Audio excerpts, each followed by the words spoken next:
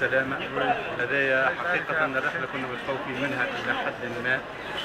الحمد لله اللي بالنسبة للشقائنا الليبيين كانوا في المستوى والرحلة تعدت طيبة.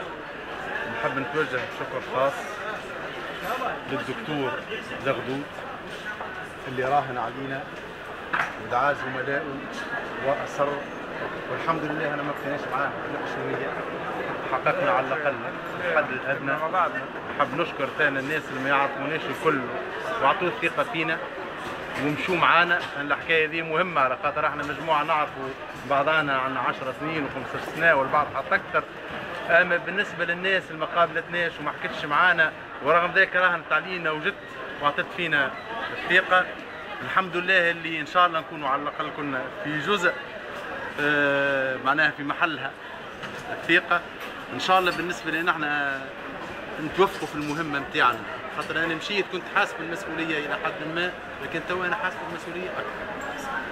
حسيت كون الناس كبروا بينا وعطونا قيمة معينة ولازم احنا نكونوا في المستوى نتاعهم، سواء في مواجهة تونس والتوانسة اللي هما في حاجة لينا، سواء بالنسبة لهم هما كان اللي عطيناهم وعد.